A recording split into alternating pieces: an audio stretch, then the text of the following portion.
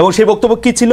মুসলমানরা ভুল পথে গিয়ে এই মুক্তিযুদ্ধ করছে, আল্লাহ মুসলমানদের হেদায়েত করুক বা এটা ভালো হোক, তাই তো? না খালেদ, এটা এখানে তো প্রাসঙ্গিক তো বিষয়, এটা অন্যদিকে আপনি গেলেন। সেটা হচ্ছে আপনি মুক্তিযুদ্ধটা নিয়ে আপনাদের অবস্থা কি ক্লিয়ার মাসুদ ভাই? আপনাদের অবস্থা কি ক্লিয়ার? বিষয় আমাদের ক্লিয়ারটা হচ্ছে যে আমি বলেছি যে মানে এই কথাটা তো ঠিক যে মুক্তিযুদ্ধ এবং মুক্তিযোদ্ধাদের মতো এত সম্মানিত এই জায়গাটাকে আওয়ামী লীগ এটাকে বিতর্কিত, প্রশ্নবিদ্ধ করেছে এবং একটা নিন্দনীয় জায়গায় নিয়ে গেছে তাদের দলীয় সম্পদে। আমি যেটা বোঝাতে চেয়েছি আপনাকে, প্রথম কথাটা আমাদের ন্যাশনকে আমাদের মেসেজটা তো ক্লিয়ার করতে হবে। আমরা বোঝাতে চাই যেটা যে 2024-এর এই অর্জনটাও যেন আমরা কোনো ব্যক্তি, দল, গোষ্ঠী, রাজনীতির কোনো মার প্যাচে এটা যেন বিতর্কিত না হয়, এটা যেন প্রশ্নবিদ্ধ না হয়। সেই জায়গায় 1971 সালে বাংলাদেশ জামাত ইসলামীর অবস্থান আমরা বহুবার প্রকাশ করেছি, বহুবার পরিষ্কার করেছি।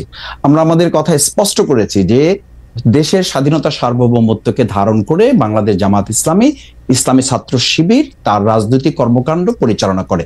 এবং সেই কারণে আপনি দেখেন যে 2024-এর এই গণ অভ্যুত্থানের মাত্র কয়েকদিন আগে আমাদেরকে নিষিদ্ধ করা হলো। কাউকে নিষিদ্ধ করা হলো, আমাদের করা হলো এই কারণে যে তখনকার আন্দোলন সংগ্রামে বাংলাদেশ জামাত ইসলামী, ইসলামী ছাত্র শিবিরকে সরকার এবং তৎকালীন গোয়েন্দা সংস্থার রিপোর্ট অনুযায়ী তাদের কাছে মনে হয়েছে দেশপ্রেমের সামগ্রিক চেতনাটাকে বাংলাদেশ জামাত ইসলাম, ইসলামী ছাত্র শিবির লোকেরা ধারণ করে এই কাজটা করছে।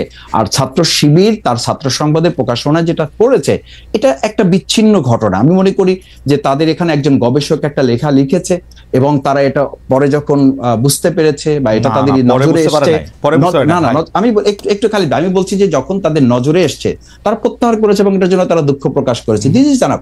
এখন আমি যদি আপনাকে আরো ধরি যে এটা তো এই নেগেটিভটাকে যদি আপনি ওভাবে নেন, আমি এটা মানে শ্রদ্ধা রেখেই বলছি যে আমাদের এখন বাংলাদেশ জাতীয়তাবাদী দল বিএনপি ওনাদের ওখানে যে মহাসচিব হিসাবে শ্রদ্ধেয় মির্জা ফখরুল ইসলাম আলমগীর সাহেব উনি কাজ করছেন, ওনার বাবা সম্পর্কে আমাদের কাছে কি মেসেজ আছে? তো সেজন্য কি বিএনপি কে এখন ক্ষমা চাইতে বলতে হবে, বা আমরা কি বলবো যে মির্জা ফখরুল সাহেবের শ্রদ্ধেয় মরহুম পিতা মির্জা রুহুল আমিন চোখামিয়া 1971 সালে উনি ঠাকুরগাঁ জেলার অন্যতম স্বাধীনতা বিরোধী হিসাবে 710 জনের একজন ছিলেন। একটু শেষ করছি যে এই কারণে কি এখন বিএনপি কে আমরা ধরবো? আমাদের নেতৃবৃন্দকে ফাঁসি দেওয়া হয়েছে, তার সাথে তো সালাউদ্দিন কাদের চৌধুরী শহীদ, ওনাকেও ফাঁসি দেওয়া হয়েছে। তাতে কি বিএনপি কে আমরা এখন বলবো যে তাকেও ক্ষমা চাইতে হবে বা স্বাধীনতা বিরোধিতা নিয়ে তাদের মধ্যে কনফিউশন আছে? না মাসুদ ভাই, ব্যক্তি আর দলের অবস্থা তো ভিন্ন।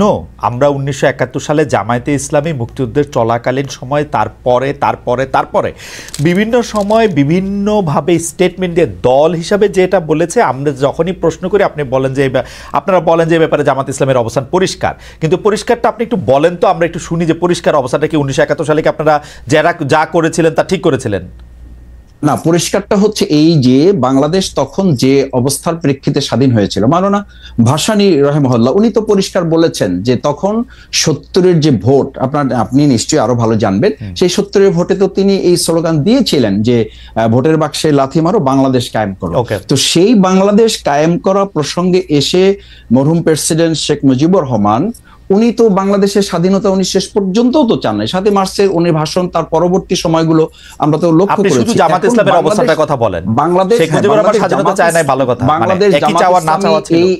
এই বাংলাদেশ জামাত ইসলামী 53 বছরে যে নেগেটিভ গুলো বাংলাদেশে আমরা লক্ষ্য করেছি, আপনি বাংলাদেশ জামাত ইসলামী সেই পর্যালোচনাগুলি তখন ছিল যে আমরা বাংলাদেশ জামাত ইসলামী স্বাধীনতা চাই, কিন্তু ভারত সহযোগিতার মাধ্যমে যে ষড়যন্ত্রমূলক ভাবে দেশকে স্বাধীন করে এই দেশকে তাদের একটা অঙ্গরাজ্য বানানোর পরিকল্পনা বা ষড়যন্ত্র করছে, এটার সাথে জামাত ইসলামের দ্বিমত ছিল। এবং সেই দ্বিমতটা 1971 সালে আমি একদম পরিষ্কার অবস্থানটা আবার বলি।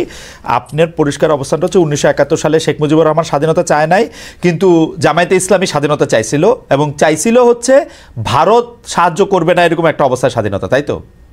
ভারতের ষড়যন্ত্রমূলক ওই সহযোগিতাকে সাথে নিয়ে আমরা, এবং এই অবস্থানে কোনো পরিবর্তন এই 71 থেকে 25 পর্যন্ত কোনো অবস্থান পরিবর্তন হয় নাই, তো এটাই ছিল, তো এটাই ছিল, এটাই থেকে এই 2024-এ এসে এটার পরিবর্তন হয়েছে। আমি বলেছি এবং আমাদের ছাত্ররা তো বলেছে, জনতাও বলেছে যে ওই 2024-এ 5ই আগস্ট আমরা কিন্তু শুধুমাত্র একটা সরকার পরিবর্তন ঘটাই নাই, আমরা আমাদের এই সন্তানেরা, আমাদের এই ছাত্র জনতা সেদিন একটা আধিপত্যবাদেরও আমরা পতন ঘটিয়েছি। কারণ আপনি জানেন যে আপনার একটা ইস্যু আমি আলোচনাতেও দেখেছি এবং আমাদের দেশের গোয়েন্দা সংস্থা পরবর্তীতে বিভিন্ন আলোচকরাও বলেছেন যে সেদিন 2024-এর জুলাই আগস্টে আমাদের পার্শ্ববর্তী রাষ্ট্রের একটা সক্রিয় এবং শক্তিশালী গোয়েন্দা সংস্থা এই দেশের তৎকালীন দুষ্ট চক্র আইন শৃঙ্খলা বাহিনীতে যারা ছিলেন তাদের সাথে সম্পৃক্ত থেকে আমাদের দেশের ছেলেদের উপর গুলি করা হয়েছে। আমি আমার 67 দিনের রিমান্ডে আমি একটা সাক্ষাৎকারে বলেছি, আপনাকে আবার একটু স্মরণ করাচ্ছি,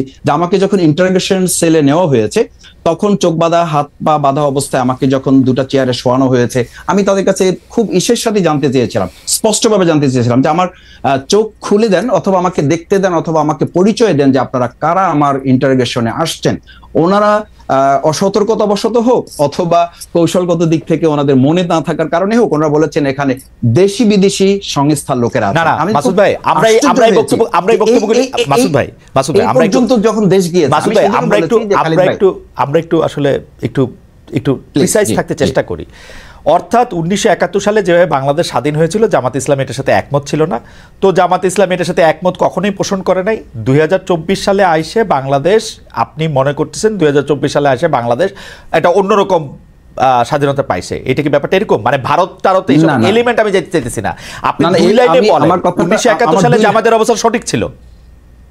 দুই লাইনের জামাত ইসলামের দুই লাইনের কথাটা আসলে কোনো একটা কোশ্চেনের কথা আপনি কখনো দুই লাইনে বলতে পারবেন না। আপনি আমাকে বলেছেন সেই জন্য কথাটা উঠলো যে আপনাদের অবস্থা নাকি পরিষ্কার, কিন্তু আমি কখনো এই পরিষ্কার কথাটা জানতে পারি না।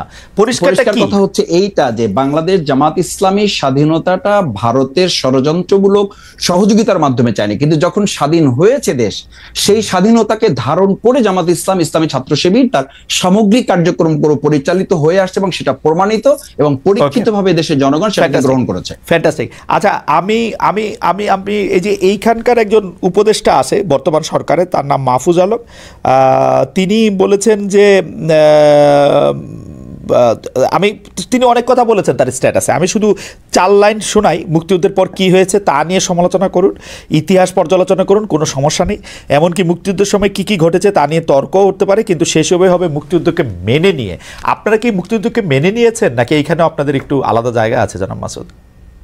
মানে এতদিন পরে সেই প্রশ্ন করাটাই আসলে অবান্তর এই কারণে যে বাংলাদেশ জামাত ইসলামী, ইসলামী ছাত্র শিবির এই চেতনাকে ধারণ করে শুধু করে নাই। আপনি দেখেন 2010 সালে আপনারা তো মুক্তিযুদ্ধের কথা উঠলে বলেন এটা ভারতের ষড়যন্ত্র, এটা খারাপ জিনিসই মনে হয়, শুই না তো ভালো জিনিস মনে হয় না এটাকে। আমরা বলেছি যে যখন দেশটা স্বাধীন হয়েছে সেই স্বাধীনতাটাকে অর্থবহ করা এবং এটা ধারণ করার ক্ষেত্রে জামাত ইসলামী প্রমাণিত এবং পরীক্ষিত। ওকে।